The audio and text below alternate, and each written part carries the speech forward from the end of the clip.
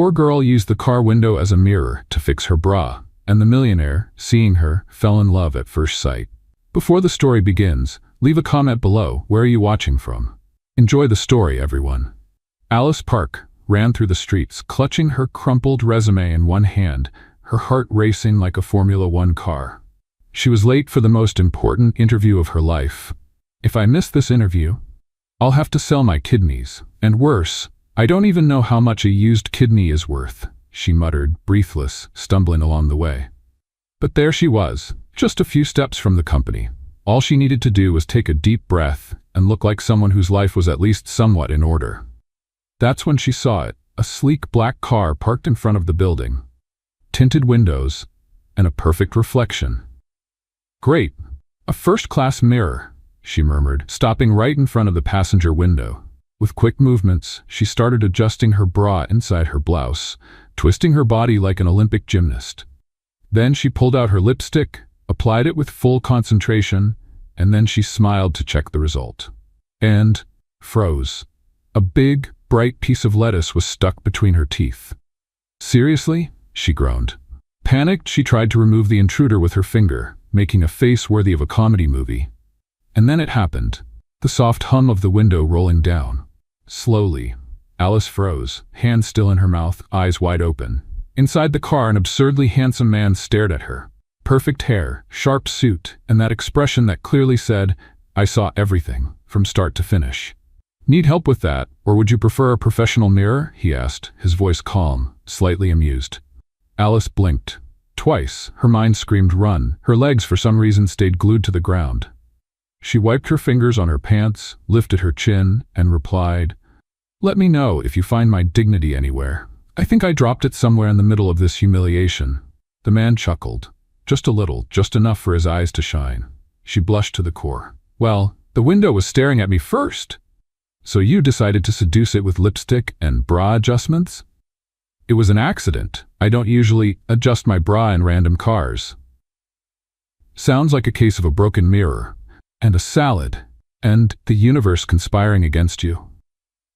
He rested his arm on the window frame. "The universe is responsible for a lot of things, but in this case, I think it was just the lettuce." Alice huffed. "Look, I have to go. I have a job interview. A serious one. A life-changing one." "Well, if you make half the impression in there that you did out here, you might as well ask for a promotion already." Before he could say another word, Alice checked the time, gasped and shouted, "I'm late," before dashing toward the entrance. "And you, Mr. Owner of his own car, good luck with your movie star face." He gave a small salute, amused. "You got this. Miss Bra Emergency." She disappeared into the building like a hurricane of wrinkled blazer and shattered dignity. On the interview floor, she took a deep breath and tried to collect herself. The receptionist greeted her with a warm smile. "You may go in, Miss Park. Mr. Smith will be with you shortly, all right?" "Of course," she smiled, still a little dazed. "I've never been more emotionally stable in my life." She stepped into the conference room. Modern. All glass. She perched on the edge of the chair, her heart still pounding like a drumline in a parade. Then the door opened. Alice turned with a practiced smile, and froze. Nicholas Smith walked in as if he were strutting down a runway of pure confidence. Impeccable suit, tablet in hand, and that same teasing smile at the corner of his lips. Alice choked on her own breath. "Literally. You," she shrieked, jumping up so fast she almost knocked over her chair. He looked at her, feigning surprise. "Me? Were you expecting someone else? You're the CEO? And you're the lady with the lipstick and the lettuce." "I want to disappear," Alice muttered, covering her face. "Relax. I don't judge too much." He sat down smoothly. "Make yourself comfortable, but if you need to adjust anything else, please give me a heads up, just so I don't get startled." "This is a nightmare. I must be dreaming. That's the only explanation." "Welcome to your interview, Miss Park. Don't worry, whatever you do now, it won't be weirder than what happened outside." Alice sank into the chair. "Is it too late to jump out the window?" Nicholas smiled as he opened her resume. "I'd close the window before you try. You seem dangerous." Alice was convinced that the universe had a questionable sense of humor, and a cruel one. She was sitting in front of the most handsome, most elegant man, who was now officially her new boss, after publicly embarrassing herself right in front of his car. Nicholas Smith skimmed through her resume with narrowed eyes as if analyzing each line for signs of insanity. So, Alice Park, degree in business administration, a technical course in marketing, experience as a financial assistant in 2 places. He looked up, and no mention of sidewalk acrobatics or spontaneous stand-up performances through car windows. Alice smiled nervously. I'm still updating that section of my resume. I thought about adding street performer as a side gig, but it felt too informal. Oh, what a shame. I would have hired you just for that. Nicholas crossed his arms, leaning against the desk. Have you ever worked with technology before? Yes, I have. I turned on the microwave yesterday and it worked. Cutting-edge technology. He laughed, shaking his head slightly. We're off to a good start. Now tell me, why do you want to work here? Alice took a deep breath. She could switch to serious interview mode now, but honestly, there wasn't much left to lose. Dignity? That had already vanished on the sidewalk. Because I'm good. Even coming from a place where no one bets on you, even without a Harvard degree or connections at fancy dinners, I work hard. I don't give up. And if someone gives me a chance, I make it count. Nicholas's smile faded for a moment. He looked at Alice differently now, not with amusement, but as if he had heard more than he expected. That was honest and rare, he said. I can lie too if you'd prefer. I'm great at it. Alice sat up straighter. For example, I'm completely calm right now, and definitely not thinking about escaping through that window over there. Nicholas let out a quiet chuckle. I like people who don't hide behind scripted answers, but I also like testing limits. Alice frowned. Testing? Limits? He twirled his pen between his fingers, looking at her with a playful gleam in his eyes. For example, what if I told you that someone in this room already has an opinion about you? She raised an eyebrow. I'd ask if that opinion includes clumsy, talkative, and mildly traumatized by lettuce. And what if I told you it includes authentic, unpredictable, and strangely interesting? Alice's heart skipped a beat, or 2. She tried to respond, but the words wouldn't come out. So she took a deep breath, adjusted her hair, and said, I'd say that person has questionable taste, but excellent judgment. Nicholas smiled fully now. He closed the resume slowly. Miss Park, I think we'll be seeing each other again, very soon. Alice blinked, surprised. What do you mean? Is it over already? I've seen everything I needed to see. He stood up gracefully. And I can assure you, you've passed the hardest part of this interview. You're hired. What part? Being yourself, even when everything goes wrong. Alice stared at him, unsure whether to laugh, cry, or run before he changed his mind. Well? Thank you, Mr. Smith. Nicholas, just Nicholas, for now. She nodded, still confused, standing up slowly. As she left the room, she could still feel his gaze on her back. Not one of judgment, but of genuine interest. When the door closed, Alice leaned against the hallway wall, taking a deep breath. She ran a hand over her face, unable to believe what had just happened. Most unexpected interview in history? Without a doubt. But also, maybe the most important one of her life. The alarm went off at 6 in the morning, but Alice had already been awake 10 minutes earlier, staring at the ceiling of the small rented room she shared with the daughter of an elderly woman who talked to her cat as if he were human. First day, she thought. And her heart beat faster. She took a shower, pinned her hair back with a crooked clip, and put on the only white shirt that didn't have sauce stains. She ran her hands over her dress pants, trying to smooth out the deep creases from being folded in the drawer for too long. She looked at herself in the cracked bathroom mirror. All set, you have a functional appearance, she told herself. And now you work at a fancy tech company. Look at you, Alice Park. Almost an executive. Almost. On her way to the company, she got bumped twice on the subway and had half a cup of coffee spilled on her blouse, courtesy of a rushed passenger. It's fine, she thought. It's just coffee. It matches my mood. At the reception desk of NewGen Corp, she was greeted by a friendly assistant who led her to the department where she would start as an administrative assistant for the development team. The floor was sleek and modern, with glass walls, ergonomic chairs, and people dressed as if they were always heading to an important event. Alice walked in slowly, trying to look confident. Her new badge gleamed as it hung around her neck. Hi everyone, I'm Alice.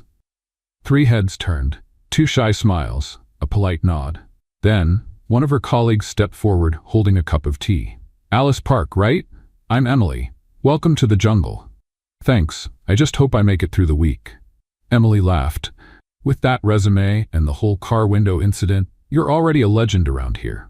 Alice's eyes widened. Already? How did you? Emily nodded toward the side. Someone on the third floor saw everything reflected in the glass. They said you were putting on lipstick, adjusting your bra, and, well, you know the rest. The story spread through half the company before lunch. Alice groaned. Great. First day, and I'm already office folklore. Oh, but you're a charming character. Emily winked. Come on, let me show you your desk. Alice's workstation was between an artificial plant and a noisy printer. It wasn't the CEO floor, but it was her own little space. And that was enough. A little while later, Nicholas Smith walked down the hall, impeccable black blazer, phone to his ear, purposeful stride. He paused briefly when he saw Alice. Watch out for the coffee, and the lettuce too. Alice's eyes widened and she choked on the water she was drinking. Emily nearly spit out her tea. Miss Lettuce? She whispered as Nicholas disappeared down the hall. Oh, please, no. But it was too late. The news spread like Wi-Fi, and before lunchtime, a sticky note was attached to her desk with Miss Lettuce written on it, along with a doodle of a bra. I knew I shouldn't have gotten out of bed today, Alice muttered, dropping her head onto her desk. Relax, Emily said, laughing. Everyone gets a nickname sooner or later. You were just more efficient. The afternoon was filled with online training and a flood of technical information. Alice did her best to keep up, even though her brain was begging for mercy with each new spreadsheet. At the end of the day, she was filling out a report when a calendar notification popped up. Investor presentation, mandatory attendance. Location Auditorium B, accompanied by A Park. She read it again and again. Emily, who scheduled this? Let me check. Emily clicked around on her computer. Huh? It was Nicholas Smith himself. Alice felt her stomach turn. Me? In an investor presentation? On my first day? Looks like he has faith in you, or wants to see me trip on stage and go viral on LinkedIn. On the way to the auditorium, she tried to stay focused. Breathe. Pretend she wasn't about to be thrown to the sharks. Nicholas was waiting at the entrance. Alice, punctual. That's rare around here. Hi, so... You really want me in this presentation with you? I like surprises. You're good at them. I usually don't do presentations. I sit in the back and eat cookies. Today you're trading cookies for the front of the stage. Just follow along, observe. You don't have to say anything, unless you want to. Alice took a deep breath. Okay, but if I pass out, I expect hazard pay. They walked into the auditorium. Executives and investors filled the room, all dressed as if they had stepped out of an expensive magazine. Nicholas presented the project confidently, but at one point there was an awkward silence after an unexpected question about how younger audiences would respond to the product. Nicholas turned to Alice. Any thoughts? Alice froze. All eyes were on her. Maybe using humor and real-life situations in the marketing. Show that technology isn't just for experts, but also for people who feel like hackers just by using a microwave. A few chuckles spread through the room. Someone nodded. Another person commented, good point. Nicholas gave a subtle smile, as if to say, I knew it. As they left the auditorium, he remarked, Congratulations, you survived your first day. Just barely, but I survived. And you even got a nickname. That will haunt me forever. Maybe it'll become your trademark. Alice laughed, and for the first time that day, she felt like she truly belonged. Alice Park woke up feeling like her brain was still in sleep mode. Her body, however, seemed to have already switched to emergency mode, as if sensing that the day ahead would be full of surprises. She sat up in bed, glanced at her phone, and let out a dramatic sigh. Second day of work, and I still have a job. Is this a miracle or a clerical error? She got up, brushed her teeth, and put on her best pair of dress pants, the least wrinkled ones, and a beige blouse with slightly uneven buttons but plenty of personality. She slipped on the only pair of heels she had that were still in one piece, tied her hair back, and applied a more subtle shade of lipstick. No lettuce, no surprises, no disasters today, she thought. Let's play a little game with those who only read the comments. Type pizza in the comments. Only those who made it this far will understand. Now let's get back to the story. As soon as she arrived at Nugent Corp, the receptionist recognized her with a smile and a quick nod. Alice responded with an awkward wave and headed straight to her department. Emily was already there, leaning over a spreadsheet and chewing on a protein bar like it was cardboard. "Survived the initiation, Miss Lettuce?" Emily asked without looking away from the screen. "Barely, but I'm alive." "Great, because there's an important meeting today. And apparently you've been called in to attend. Again." Alice stopped in the middle of the hallway. "You're kidding. Another presentation?" "Not exactly. Today is a big alignment meeting with investors and strategic partners. The kind where everyone pretends they know what they're doing and prays they don't get called on." Alice's eyes widened. "And I was picked. Why?" "Rumor has it Nicholas liked your down-to-earth touch in the last presentation. He wants to see if you can do it again, but with less improvisation and more composure." "I don't even know what composure is before 10 in the morning. Then grab some coffee, freshen up, and pretend you were born ready." Alice tried to laugh, but her stomach was already in knots. She went to the office kitchen, grabbed a cup of coffee, and returned to her desk where an email was waiting for her. "Executive meeting, 10 a.m. on the 25th floor. Dress code, confidence." "Dress code, confidence?" she muttered. "Can I rent that by the hour?" 20 minutes before the meeting, Alice went to the bathroom for a final touch-up. She fixed her hair, checked her teeth, no veggies stuck, thank God, and took a deep breath. As she stepped out, her heels clicked confidently against the shiny floor, until a loud snap echoed through the hallway. She froze, looked down at her right foot. The heel had snapped off, not slightly bent, not cracked, completely broken like it had been chewed up by a wild animal. "No, not now." She whispered, one hand on the wall, the other on her forehead. She looked around for help. Nothing. The hallway was empty. She tried walking on the side of her foot, but she looked like a drunken penguin. Back to the bathroom. She rummaged through her emergency stash, found a hair tie, a coin, and duct tape. "God, if this works, I swear I'll never buy thrift store heels again." She knelt down, pulled off the broken heel, taped it up, reinforced it with the hair tie, and prayed it looked intentional. The result? It looked like a 5-year-old had wrapped her shoe in toilet paper. But at least she could walk. 3 minutes late, Alice stepped into the elevator and hit the button for the 25th floor. The doors began to close, when, just like in a movie, a hand shot in to stop them. Nicholas Smith stepped in. Dark gray suit, crisp white shirt, serious expression, a faint scent of expensive coffee and embedded sarcasm. "Miss Park. Always on time. Adding your own dramatic flair to the entrance, I see." Alice forced a smile. "Style is everything, Mr. Smith." He glanced down at her shoe, raised an eyebrow. "Is that duct tape?" "It's creativity and survival, two very important skills in a corporate environment." Nicholas chuckled, shaking his head. "You're definitely not from HR, and you're definitely not from planet Earth." The elevator rode up in silence for a few seconds. The tension was oddly light, amusing even. As they reached their floor, Nicholas turned to her before stepping out. "Try not to slip on stage. Investors don't usually enjoy acrobatics. Unless I do it in slow motion." They entered the conference room. Floor-to-ceiling windows, a panoramic city view, an oval table, sparkling water, and sugar-free biscuits. Alice sat next to Nicholas, trying not to show that her sock was sticking to the duct tape. The meeting began. Data, charts, growth projections, discussions on innovation and goals. Alice took notes, even though half the terms sounded like a foreign language. Then, it was time to present a new project focused on user experience. Nicholas turned to her. "Alice, would you like to share what we discussed about audience perception?" She didn't remember any such discussion. This was clearly a setup for an improvised response. But she took a deep breath, stood up, careful not to make noise with her Frankenstein shoe, and smiled. "Well, what we've noticed is that people want to feel like they're part of the process. They want something easy, intuitive, but also human. Something that doesn't feel like it was made only for people who say cloud computing effortlessly." A few chuckles, some nods. "Our idea is to create a lighter interface, with simple language and a design that feels welcoming. Like an app that says everything's fine, take a deep breath, and click here." The investors laughed. One of them, wearing a beige suit and with silver hair, even commented, "Finally someone who speaks our language." Alice sat back down, her heart racing. Nicholas simply said, "Excellent."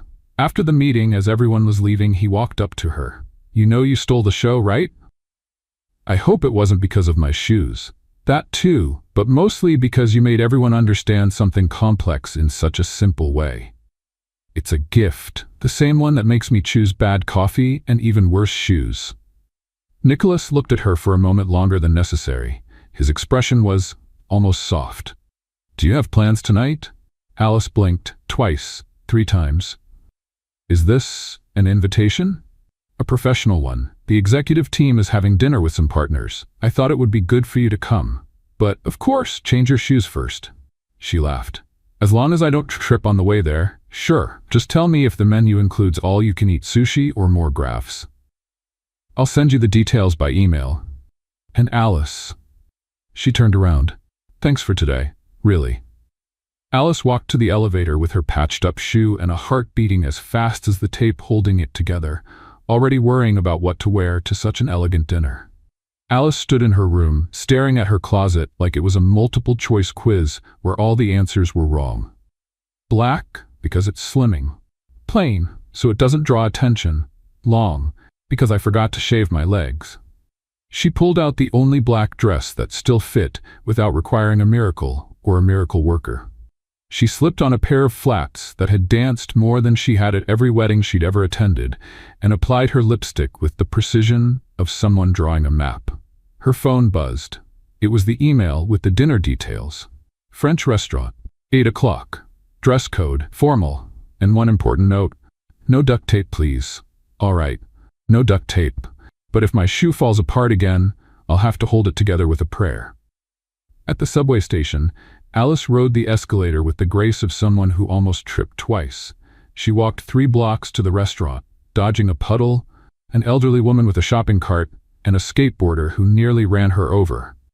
When she saw the restaurant's facade, she held her breath. It looked like something straight out of a French movie. Dim lighting, people wearing coats that cost as much as her rent, and a waiter at the door who seemed like he'd just won a posture competition. "Good evening. How may I help you?" he asked, with an accent that had to have been perfected by watching Louvre documentaries. Yes, I'm with Nicholas Smith's group." Alice tried to sound sophisticated, but the backpack on her shoulders wasn't helping. "Mr. Smith's guest?" "Guest? No. Employee. A salaried one, I swear. I only accompany him in meetings, I promise." The waiter didn't react. He just nodded and led her to a table in the back. Alice adjusted her dress as she walked, trying not to trip on the plush carpet.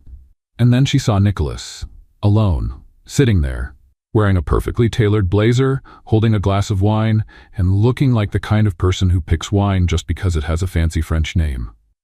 "Where's the team?" she asked, standing there as if she'd just walked into a prank. "They canceled, last minute." "All of them? Remarkable coincidence, isn't it?" Just like when you trip and fall right into your crush's arms. Totally unplanned." Nicholas smiled. "Have a seat, Alice. It's just a work dinner, with cloth napkins and a waiter who silently judges you." Alice sat down, adjusting the chair, which seemed to have been designed by someone who had never actually sat in one. "Just a work dinner. In a restaurant where the menu doesn't have prices. This never ends well. Relax. If something is too expensive, we'll just pretend it tastes bad." The waiter returned with the menu. "Good evening. Would you like something to drink?" "Sparkling water and a side of dignity, please," Alice said. Nicholas couldn't hold back his laughter. "Red wine for me? And for her?" "Just regular water. The sparkling kind gives me hiccups and embarrassment." The waiter left with a neutral expression. Alice picked up the menu and widened her eyes. Everything was in French. Everything was in fine print. Everything looked suspicious. "What's this? Foie gras? Duck liver. And this confit de canard? Duck again, but now it's confit. Don't ask me how." So basically the duck dies twice and still ends up as both the appetizer and the main course. "Someone needs to tell this duck he's sacrificing way too much." They laughed. The waiter returned. Alice pointed to the first dish with a name she could pronounce. "I'll have this one. The croquet monsieur." "Ah, a classic. A French sandwich. Fancy name, but it's just bread and cheese." "Perfect. That I can understand." With the food served, they both started eating, trying to maintain some level of composure. Nicholas handled his fork like a scalpel. Alice, more like a shovel. So, Nicholas, why me? I mean, why do you invite me to these dinners? I'm starting to feel like some kind of social experiment. You're different? Is that corporate code for weird?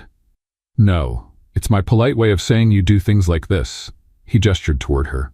Like dropping your napkin 3 times and trying to hide it with your foot. Alice blushed. I'm practical.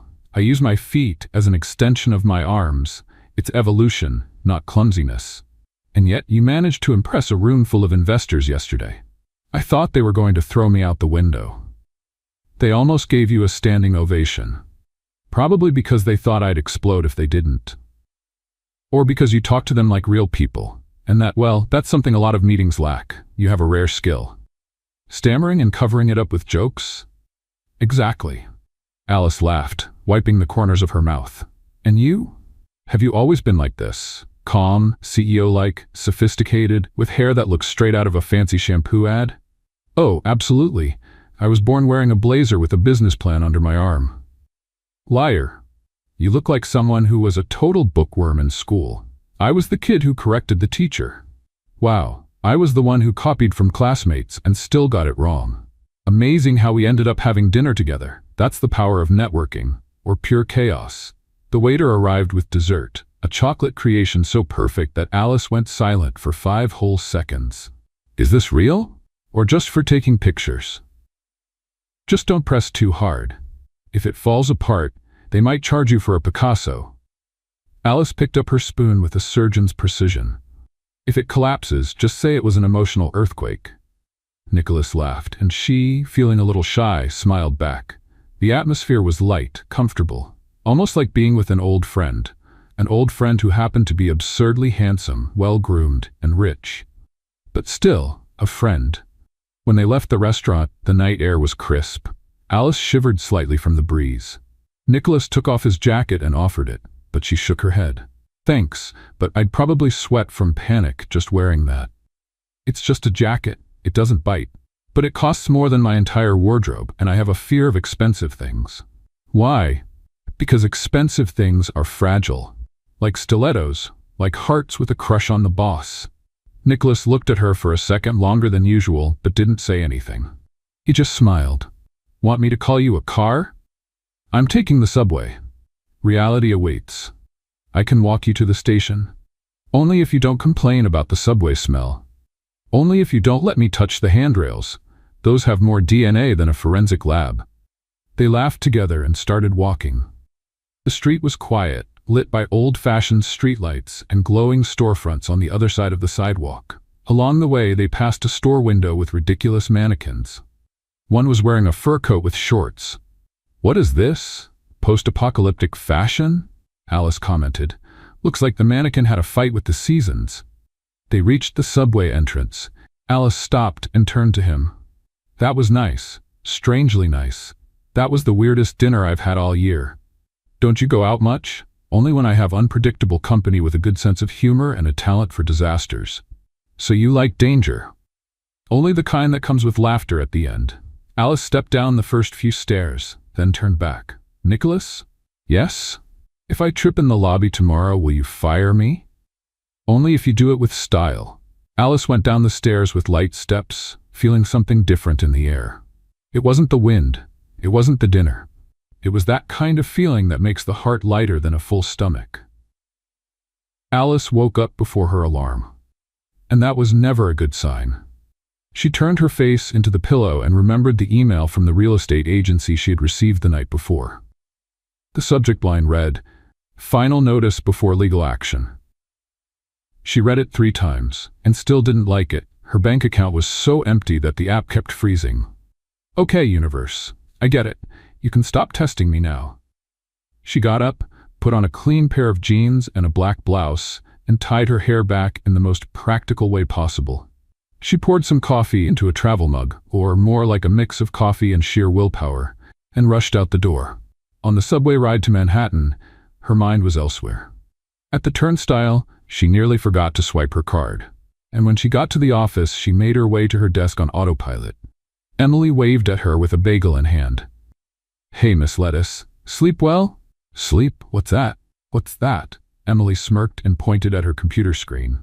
You have a meeting with Nicholas at 10. Alice nodded and thought, if he fires me, at least I'll save on subway fare.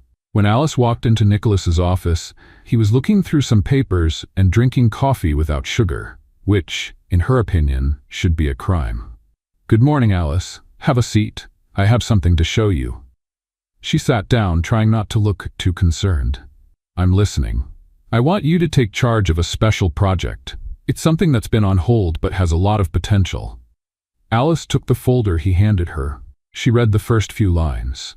There were numbers, graphs, and words she had to read twice. This is complex. It is. But you have the right approach. You're direct, creative, quick, and different. Alice looked at him surprised. Me? Really? Yes, you. But there's a catch. It'll take extra time. You may have to stay late. Does it come with extra pay? Nicholas nodded. It does. You'll be compensated. That's when Alice felt a small wave of relief. I'll do it. She tried to hide her relief, but Nicholas noticed. Is everything okay? He asked. Alice hesitated. More or less, just some personal stuff. He simply said, if you need anything, let me know. She nodded, left his office, and went straight to her computer. She spent the rest of the day focused, sketching ideas and writing so fast she almost tore the paper. Meanwhile, her phone kept vibrating with messages from the real estate office. You need to resolve your situation by tomorrow. She read it, locked the screen, and went to get some water. But her mouth still felt dry. By the end of the workday, the office was nearly empty. Emily walked over with 2 chocolates in hand. You're still here? New project. Are you planning to sleep here? I'm seriously considering it. Emily placed a chocolate on her desk. At least eat this. It helps keep your mood in check. Alice laughed. Thanks, you're a lifesaver. After Emily left, Alice decided to show Nicholas her progress. She took the papers to his office, knocked, and walked in. I put together a rough draft of my ideas. It's still in the early stages, but let me see. Nicholas read carefully, made a few short comments, and nodded. This is really good. You understand people, and that's rarer than you'd think. Alice forced a smile, but her mind was elsewhere. Nicholas noticed. Do you want to tell me what's going on? Alice sighed. Then she just said it. I'm about to be evicted. I have until tomorrow to pay the rent, but my salary isn't enough. And, well, that's it. Nicholas didn't seem surprised. He simply took a blue folder from his drawer. The company has a support program for situations like this. It's discreet and temporary. It's not charity. It's help for people who are working hard. Alice held the folder like it weighed a ton. I don't know if I can accept this. Why not? Because it hurts. It feels like I'm failing. Accepting help isn't failing. It's just living with a little less weight on your shoulders. Silence. She closed the folder. Can I think about it? Of course. But think carefully. That night, Alice got home with aching feet and a spinning head. She opened the folder, read everything, and realized it could cover her rent and a few small bills. It wasn't permanent, just a breather. All right, I'll take the breather. The next day, she arrived early. She went straight to Nicholas's office, folder in hand. Good morning. Good morning. I thought about it, and I accept. Nicholas nodded. Everything will be fine. Thank you. Now get back to work. We have a tight deadline. Alice smiled and left. Her steps felt lighter, and for the first time that week, she didn't feel as alone as she thought she was. On Monday, Alice arrived at work full of ideas and a small feeling that maybe she could change something, even if it was just the background color of the presentation slides. She sat at her desk, opened her laptop, and took a deep breath. She had decided to structure the project the way she would want to understand it. Clear, to the point, and with simple examples. As she typed, she chuckled at some of the comparisons she came up with. Using this system should be as easy as making instant noodles. 3 steps and you're done, she murmured, taking notes. Emily walked by with a water bottle. Talking to yourself already? Only when I have good ideas. Then I hope you start giving lectures. Alice spent the day working on a different kind of presentation. Less technical, more practical. She mixed simple graphs with natural, conversational phrases. She swapped out complicated words for everyday comparisons. The more she worked, the more it made sense. In the afternoon, Nicholas appeared beside her desk. You look focused. I am, but this is just the first draft. Can I see? She turned the screen toward him. Nicholas read it carefully, then looked at her. "This is excellent, really." Alice smiled, a little surprised. "I thought you'd find it too informal." "That's exactly what makes it good. It's clear, direct, and builds confidence." He paused. "I want you to come with me to present this at the technology fair in Chicago." Alice blinked. "A fair? In another state?" "Yes, the company has a booth there. I think your proposal will stand out. You have a different way of explaining things, and that's rare." She was silent for a few seconds. "I've never traveled for work before." "This will be your first time, and we'll make it work." The week flew by. Alice was nervous but also excited. Emily lent her a small bag and gave her some tips. "Just don't say into the microphone, okay?" "I promise I'll try." On Friday, Alice and Nicholas met at the airport. The flight was smooth. They talked about light topics like songs that get stuck in your head and airplane food. "Every time I order chicken, I regret it," she said. "Every time I order pasta, I get an apology." In Chicago, they went straight to the hotel. The next day, they headed to the fair venue. Alice ran through her presentation with the team. At first, her voice was shaky, but she quickly relaxed. She spoke clearly, used simple examples, and saw several team members smiling. Nicholas stood by, just observing. Later, one of the technical leads commented, "She has a knack for this. People understand her and actually pay attention." Alice pretended not to hear, but inside she was thrilled. That evening, Nicholas invited her to dinner. Nothing formal, just to unwind after a good rehearsal. "As long as it's not a fancy restaurant, I'm still traumatized by that French place." "Deal." They found a simple spot nearby. They ate something quick, talked about the event, what could go wrong, and laughed about it. "If I forget a part tomorrow, can I improvise?" she asked. "You can. Just don't bring up instant noodles on stage." "Come on, that's my best comparison." "We'll save it for next time." They walked back to the hotel at a slow pace. It was cold, and Alice crossed her arms. "I should have brought a thicker coat. Want mine?" "No, then you'll freeze, and it'll be my fault." They reached the hotel entrance. Nicholas held the door for her. "Getting some rest?" "Yeah, if I don't sleep, I'll mix everything up tomorrow." "You'll do great. If I trip on stage, I'll pretend it was part of the plan. I'll be ready with the applause." Alice smiled and stepped into the elevator. As the doors closed, she let out a small sigh. Tomorrow was the big day, but for the first time, she didn't want to run away. Alice woke up with her heart racing. She checked her phone. 7 a.m. She had dreamed she was on stage, accidentally speaking French, and the microphone was off. She woke up in the middle of saying croissant of data. She stretched slowly, got up, took a shower, and spent a moment staring at the mirror, as if it could give her advice. It didn't. So she spoke to herself instead. "It'll be fine. You practiced, and no one here knows you trip over your own feet." She went downstairs for breakfast and found Nicholas already seated, drinking coffee with a notebook beside him. She grabbed some bread and sat down.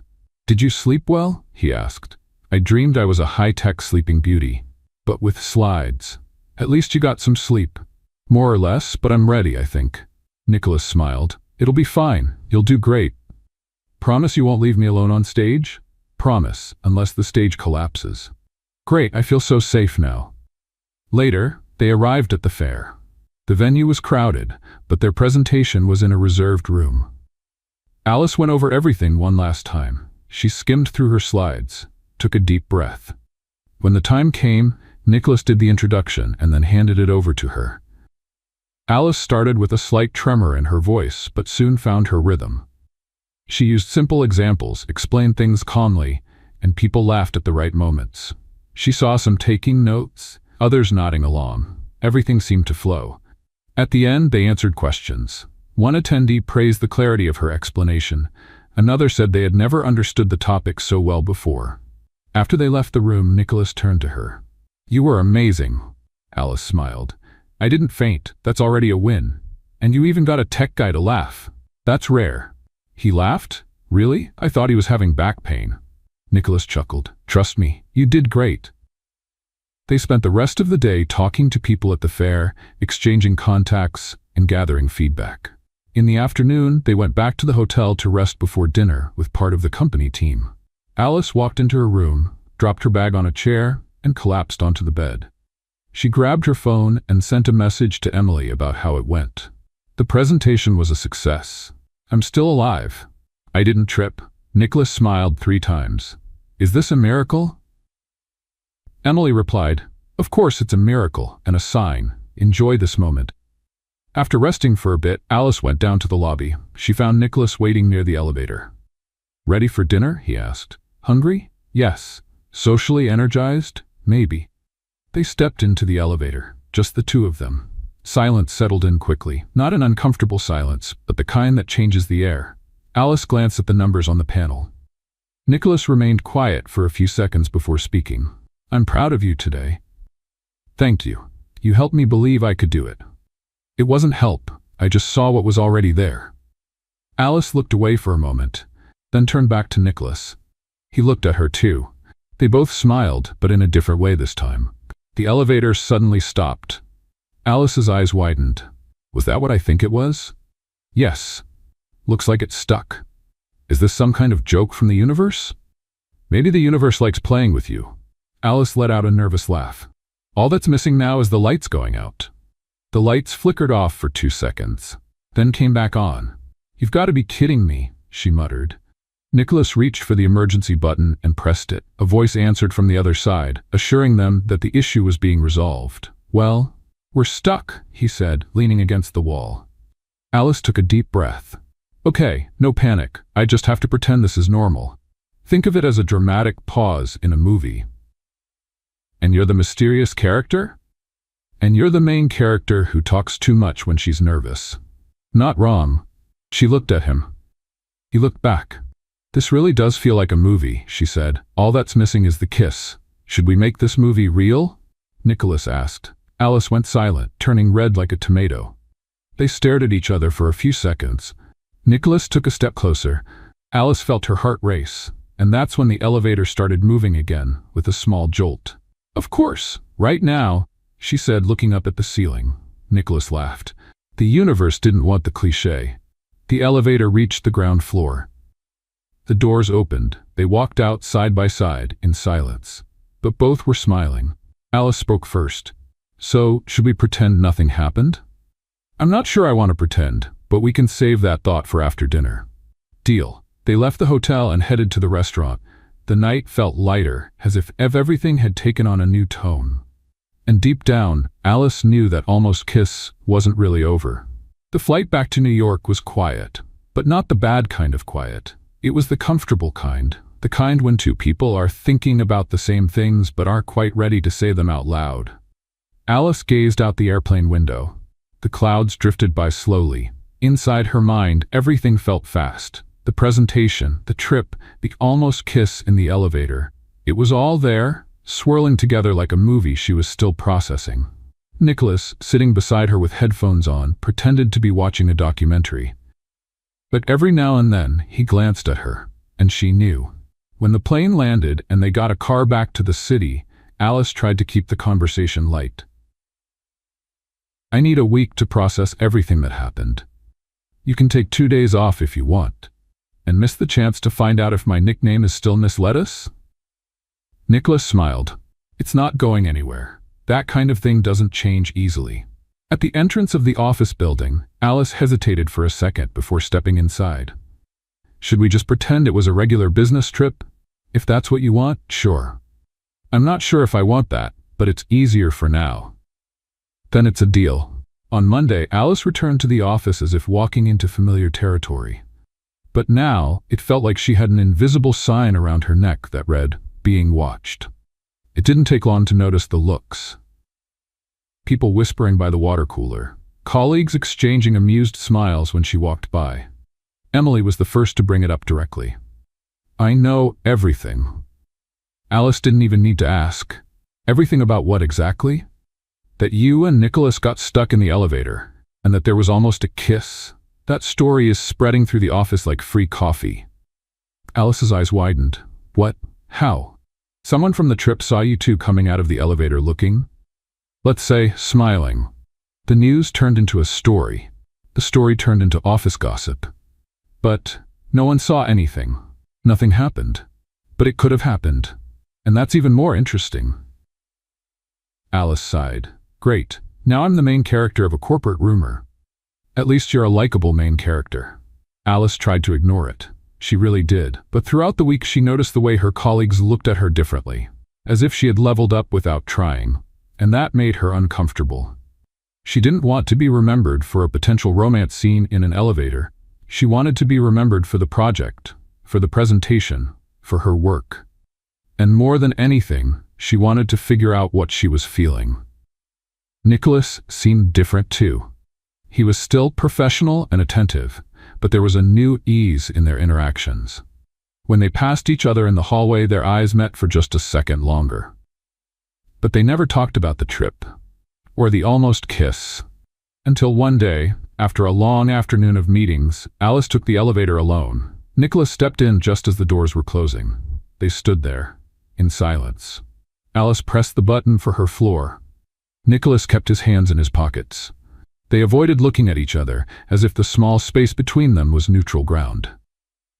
"I heard we're becoming an office legend," she said, breaking the silence. "I heard that too. And you're not going to say anything?" "I'd rather not add fuel to the rumors, but if you want, I can put out an official statement. Nothing happened in the elevator. Signed, the parties involved." Alice smiled.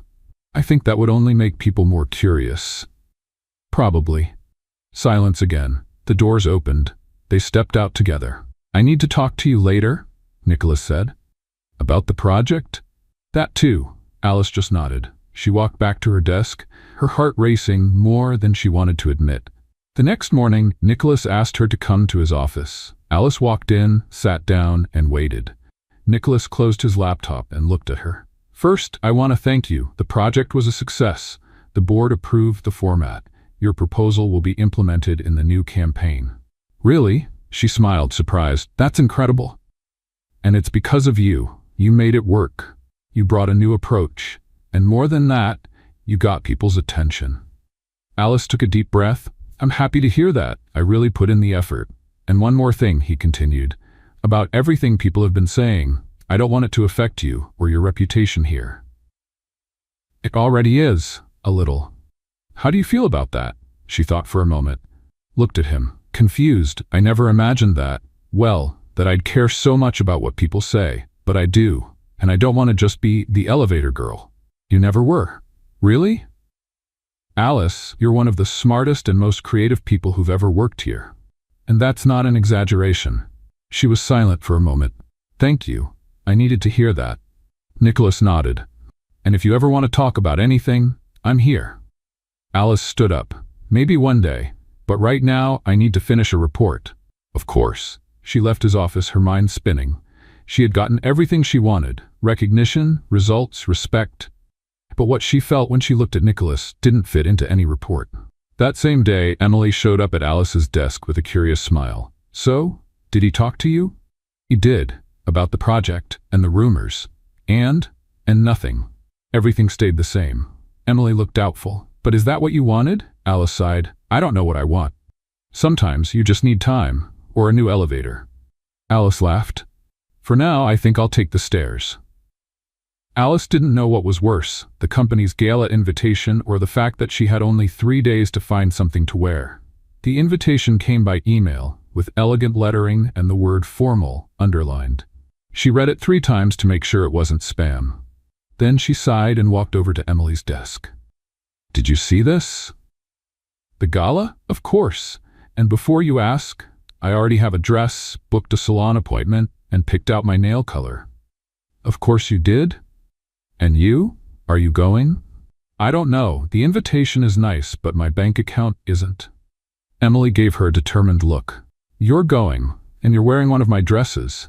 But you're taller, and you know how to sew. You'll make it work." 3 days later, Alice was in the office bathroom struggling with the zipper of Emily's dress. It wasn't a perfect fit, but she could move, mostly.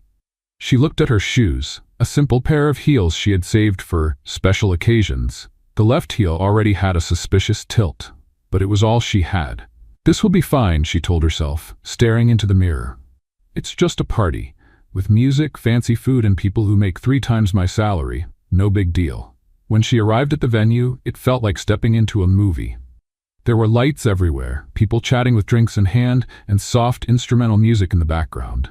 She walked carefully, trying to look natural and not trip over her own feet. Alice? She turned. It was Nicholas with a slight smile. She said, adjusting the strap of her dress. You look normal. I mean elegant, but normal for someone who's always elegant. Thank you, I think. You look different. In a good way. Alice gave a nervous smile. The dress is Emily's, and my heel might break at any moment. Then let's walk slowly. The two of them walked over to a table. They chatted with some team members, laughed at comments about the fair and the project, and tried to ignore the subtle glances. For most of the party, Alice stayed close to Nicholas, but without overdoing it. She watched the groups of executives, Nicholas's elegant ex-girlfriends who looked like they came straight out of magazines, and tried to stay confident. Emily showed up later, holding a drink and smiling. You're doing great. You haven't spilled anything. You haven't tripped. That's already a success. There's still half an hour left. A lot can go wrong. Relax, and don't worry. So far, everyone's only said good things about you. Alice glanced to the side. Nicholas was talking to two partners, but at that moment, he looked at her. Their eyes met for a second. She quickly looked away and took a deep breath. A little later, she felt something strange under her foot. Her left heel was wobbling more than it should. She tried to keep her composure, but when she took a small step to the side, she heard a snap. Oh no, she whispered. What is it? Emily asked. My heel gave out. It's crooked. Can you walk? Only if I waddle like a penguin. Come with me. Emily discreetly led her to a quiet corner of the garden next to the hall. There were fewer people there, and it felt calmer. Stay here. I'll see if I can find a spare pair of shoes with the event team. You're always so prepared. Somebody has to be. While she waited, Alice sat on a nearby bench, trying to hide her broken shoe and keep her dignity intact. That's when Nicholas appeared. Everything okay? More or less, my heel broke, literally. Do you need help making a run for it? If I leave now, I'd at least like to walk straight, but I don't think that's possible. Nicholas sat down beside her. I thought you were shining in there, and then you disappeared, because my shoe betrayed me, and I didn't want to become the talk of the night. I think you already are, but in a good way. She looked at him. Are you sure? I am. They sat in silence for a few seconds. The sounds of the party felt distant. Do you remember when we met? She asked. Of course, how could I forget? I was adjusting my bra in the reflection of your car window. And you had lettuce in your teeth. Why did you hire me again? Because you're exactly what this company needed, and maybe what I needed too. She stayed quiet. Her heart raced. Nicholas turned toward her. Alice? But before he could say anything else, Emily reappeared, holding a pair of flats.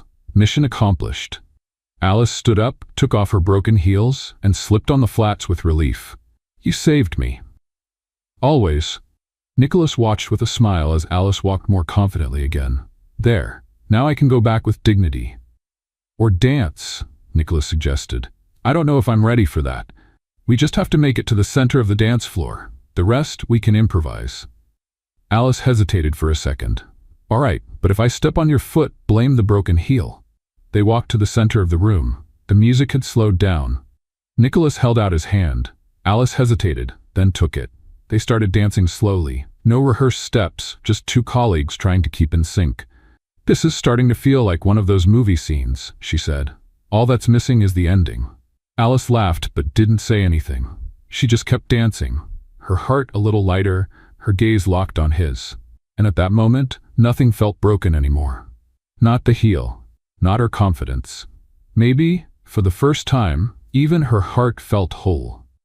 The following Monday, Alice arrived at the office with the feeling that something had changed. But she wasn't sure what exactly. Maybe it was the way Nicholas looked at her when they said goodbye that night, or the way she couldn't stop thinking about the moment they danced together. Or maybe it was just the effect of wearing flats all night. She tried to focus on work. She answered emails, reviewed spreadsheets, and organized a new proposal. But every time Nicholas walked by, she froze. The words in her head got all mixed up. He's just your boss, she muttered to herself. A boss who dances well and knows how to give compliments without sounding forced. But still, just a boss. Emily noticed her odd behavior by the second day. You're avoiding me, aren't you? It's not you. It's my head. Is it Nicholas? Alice made a face. And if it is, did something happen after the party? Alice thought before answering. Not exactly, but everything felt too close. Literally. Emily gave her a knowing smile. So you're afraid you really like him? Maybe I already do, and maybe he doesn't see it the same way? And what has he done since the party? Nothing. No message, no note, no comment, like nothing ever happened. Sometimes silence says more than we want it to. In the days that followed, Alice started to pull away. Not on purpose. It was more of a defense mechanism. She stopped having lunch at the usual time. She began sending reports by email instead of delivering them in person. When she needed to talk to Nicholas, she kept the conversations short and to the point. Nicholas noticed, of course. But he didn't say anything either. Then, on a rainy Thursday morning, he walked into the room where Alice was meeting with the team and gave a short presentation to the entire department. He talked about the company's progress, the new projects, and then he said, "But none of this would have happened without a team that believes in simplicity, and without people who see beyond the rules." Alice looked at him. He was looking straight at her.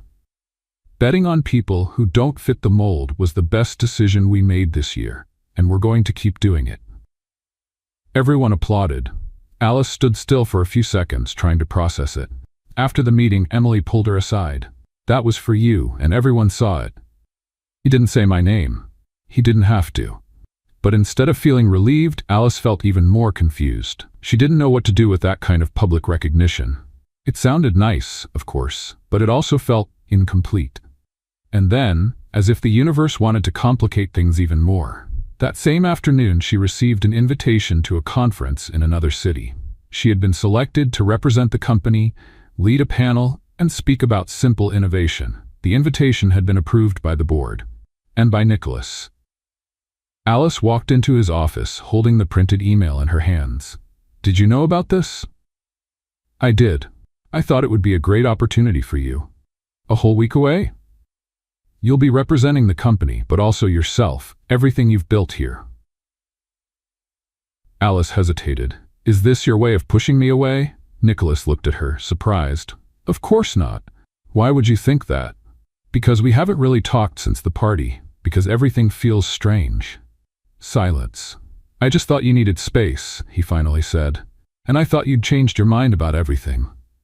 "I never did. I just didn't know how to move forward without pressuring you." Alice stared at the floor. "Maybe I do need to travel, to think." Nicholas nodded. "If you decide to go, we'll support you." She left his office with a mind full of thoughts.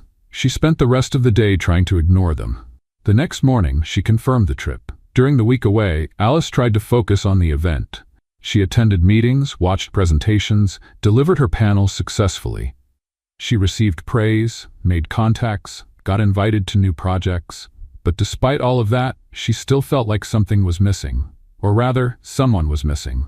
Every time something went well, she thought, Nicholas would like this. Every time she saw something funny, she thought, I wish I could tell him about this. She didn't send him any messages. He didn't send any either. But every day she checked her phone, hoping for a notification. On the last day of the trip, Emily called her on video. I need to update you. What happened? Nicholas is more serious than ever. He's too focused and quieter. That's your fault. I just went to work somewhere else for a week. Exactly, and it feels like the whole company noticed. Emily, what? What if I come back and nothing has changed? Then you deal with it, but at least you'll know you tried. Alice hung up and stared out the hotel window. The city was beautiful, but it felt too far away from everything that mattered. The following Monday, she returned to the office. She walked into the building with steady steps but a racing heart. The elevator felt slower than usual. When she reached her floor, she was greeted with hugs, smiles, and a few jokes. The company was way too quiet without you, one colleague said. I didn't think I made that much noise. It was the good kind of noise. When she got to her desk, she saw an envelope. It was a note. You were missed. N.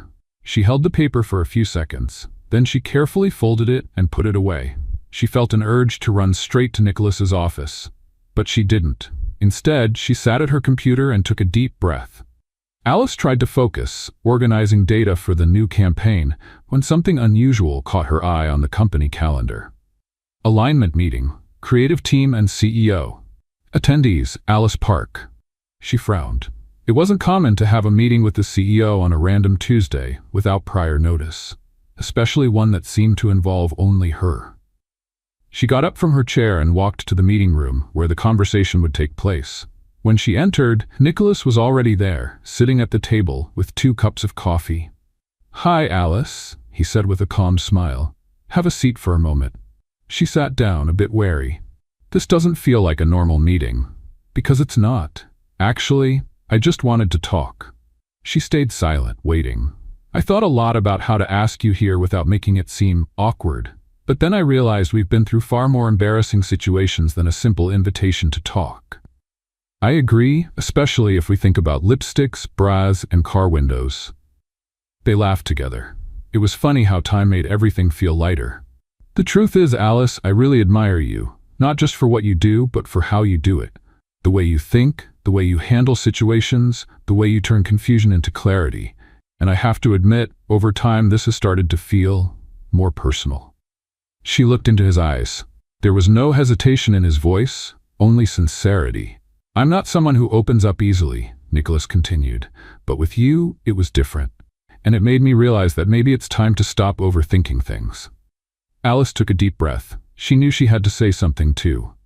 "I spent a long time convincing myself that all of this was just part of work, that it was better pretend nothing was happening, that I didn't feel anything. But deep down, I knew. And if I stayed quiet for a while, it was just fear." Nicholas gave a small nod as if he understood. "Fear of what?" "That it was all in my head, that I was mistaking attention for interest, or compliments for affection. But now, I know better." She placed her hands on the table, a simple gesture, without drama. "I like you too, Nicholas." The silence between them wasn't uncomfortable. It was full of meaning. "So," he said, resting his arms on the table, "what do we do now?" "Well, you're great at making plans. What do you suggest?" "That we take things slow, but that we don't pretend nothing is happening." Alice smiled. "That sounds fair. And maybe we could go out to dinner, not as colleagues, not as boss and employee, just as 2 adults trying to figure out what they're feeling. As long as it's not at one of those places where the menu has no prices." "I promise to pick a restaurant with readable prices," Alice laughed, "and no elevators for now." "Deal." Before she left the room, Nicholas handed her a small box. Alice opened it, expecting something formal, but inside was a keychain in the shape of a mirror, with an engraved phrase, "Warning, may contain lettuce and feelings." She started laughing before she even finished reading it. "Is this real?" "It is. Custom made." "You really took the joke all the way." "I prefer to think of it as style." Alice put the keychain in her bag with a big smile. "Can I say something?" "Of course. This is the corniest and sweetest thing I've ever received." Nicholas gave a small, satisfied bow. "My mission is complete." Alice stood up. "And now?" "Now you go back to work. I do too. And later I'll send you an address." "Promise it won't be a restaurant with a French name?" "CEO's word." Alice left the room feeling lighter. There was no kiss, no public declaration, but there was something even better. There was truth. The months that followed were nothing like Alice had imagined a relationship would be. She and Nicholas took things slow. A dinner here, a walk there. Nothing grand at first. And maybe that's what made it so good. At work, they kept things professional.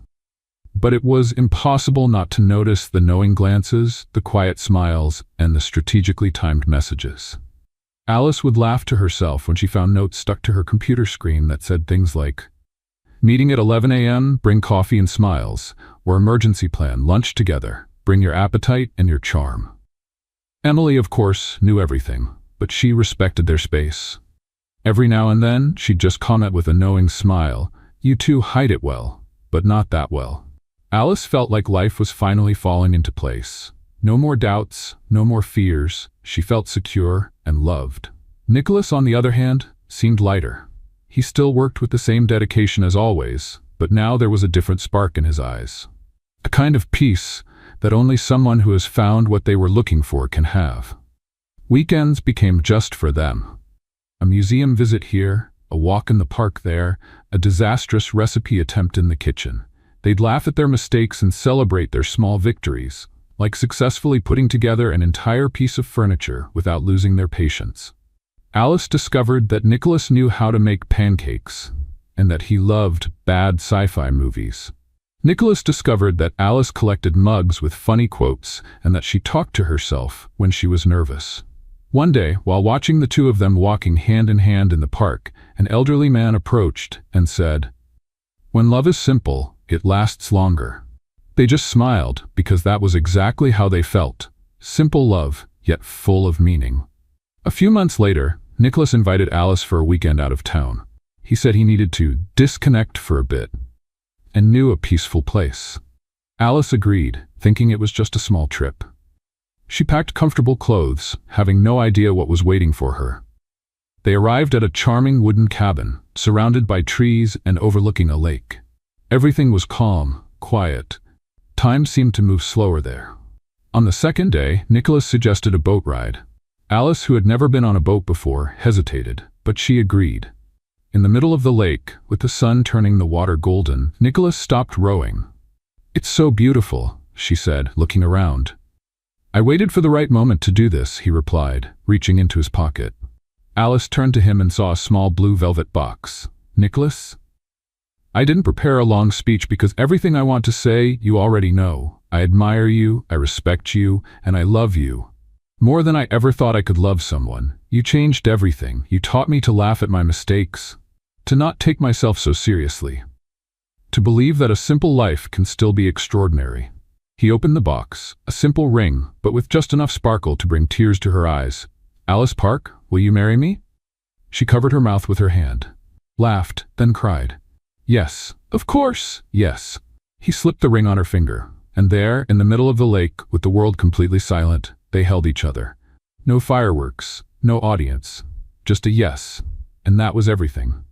The wedding took place 3 months later. It was on a quiet beach at sunset. Alice wore a light dress, her hair loose in the wind, and a smile she couldn't hide. Nicholas wore a white shirt, calm on the outside, but his eyes were more emotional than ever. Emily was there, of course, and she cried before the ceremony even started. Close friends, co-workers, and family gathered for a simple ceremony, full of meaning. As Alice walked toward Nicholas, she didn't think about tripping, or the wind in her hair, or what others were seeing. She only thought about how, in that walk, she was moving toward the love she had always dreamed of, even when she thought she didn't deserve it. Nicholas held her hands firmly.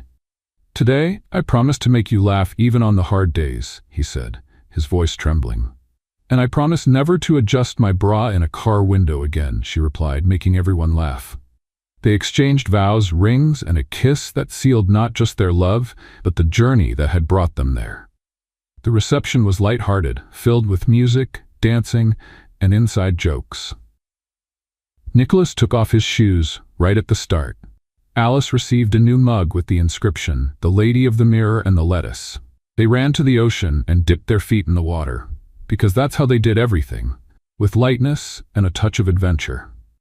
A few months later, Alice prepared a surprise. She waited for Nicholas to come home from work. She was nervous, her hands sweaty, holding a simple package. "I got you something," she said, handing it to him. He opened it, curious. It was a t-shirt. On the front, the words, "Dad in Training." Nicholas went silent. Then he looked at her. His eyes filled with tears. "Really?" Alice nodded, tears forming in her own eyes. 2 months. He pulled her into a tight hug, laughed, then cried, then laughed again. "You're joking?" "I'm not. There's a little heartbeat here, half mine, half yours. This is... He tried to speak but couldn't. He kissed her forehead, then her barely noticeable belly. "This is the best gift of my life." Better than pancakes? So much better. They stayed there, holding each other, feeling the love between them. What did you think of Alice and Nicholas's story? Leave your thoughts in the comments. Rate this story from 0 to 10. What's your score? Subscribe to the channel and turn on notifications to follow all our stories, and check out more emotional stories by clicking here on the final screen.